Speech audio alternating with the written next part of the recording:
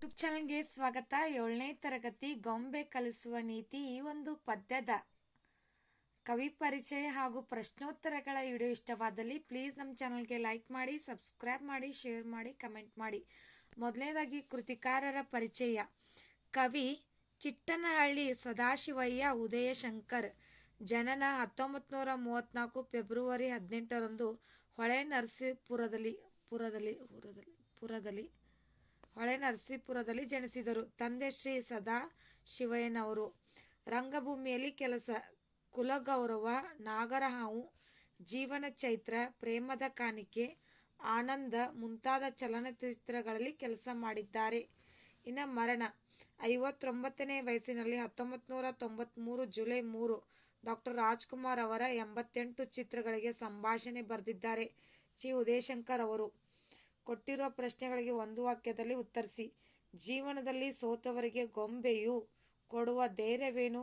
ಜೀವನದಲ್ಲಿ ಏನೋ ಬಂದರೂ ನಾವು ಯಾರಿಗೂ ಸೋಲದೆ, ತಲೆಬಾಗದೆ, ಸದಾ ನಗುನಗುತ್ತಾ ಇರಬೇಕು ಎಂಬ ಧೈರ್ಯವನ್ನು ಗೊಂಬೆ ಕೊಡುತ್ತದೆ.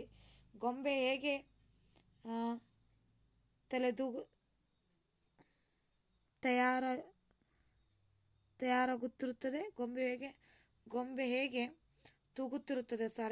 ಗೊಂಬೆ ಹೇಗೆ ತೂಗುತ್ತಿರುತ್ತದೆ. ಗೊಂಬೆಯು ಗುಡಿಸಲೇ ಆಗಲಿ, ಅರಮನೆಯೇ ಆಗಲಿ, ಹಿರಿಯರೇ ಇರಲಿ, ಕಿರಿಯರೇ ಬರಲಿ, ಕಷ್ಟ ಸುಖಗಳಿಗೆ ಅಳುಕದೆ ಆಡಿ ತೂಗುತ್ತಿರುತ್ತದೆ. ಇನ್ನು ನಾವು ಕಷ್ಟಪಟ್ಟರೂ ಲೋಕಕ್ಕೆ ಉಪಕಾರ ಮಾಡುವ 3 ಸಂಗತಿಗಳು ಯಾವುವು? ತಾವು ಕಷ್ಟಪಟ್ಟರೂ ಲೋಕಕ್ಕೆ ಉಪಕಾರ ಮಾಡುವ 3 ಸಂಗತಿಗಳು: ಮೈಯನ್ನು ಹಿಂಡಿ ನೊಂದರೂ ಕಬ್ಬು ಸಿಹಿಯೇ ಕೊಡುತ್ತದೆ, ಎಷ್ಟೇ ತೇಯುತ್ತಿದ್ದರೂ ಗಂಧ ಪರಿಮಳ ಕೊಡುತ್ತದೆ, ದೀಪವು ತಾನು ಸುಡುತ್ತಿದ್ದರೂ ಮನೆಯವರಿಗೆ ಬೆಳಕು ಕೊಡುತ್ತದೆ. ಗೊಂಬೆ ನಿಶ್ಚಲವಾಗುವುದು ಯಾವಾಗ? ಆಡಿಸುವ ಆತನ ಕೈ ಸೋತು ಗೊಂಬೆಯನ್ನು ಆಡಿಸುವುದನ್ನು ನಿಲ್ಲಿಸಿದರೆ ಗೊಂಬೆಯು ನಿಶ್ಚಲವಾಗುತ್ತದೆ. ಗೊಂಬೆ ಹೇಳುವ ನೀತಿ ಸಾರಾಂಶವೇನು? ಜೀವನದಲ್ಲಿ ಎಷ್ಟೇ ಕಷ್ಟಗಳು ಬಂದರೂ ನಾವು ಧೈರ್ಯದಿಂದ ಅವುಗಳನ್ನು ಎದುರಿಸಿ ಯಾರ ಮುಂದೆಯೂ ತಲೆ ತಗ್ಗಿಸದೆ ಗೊಂಬೆಯಂತೆ ನಗುನಗುತ್ತಾ ಬಾಳಬೇಕು.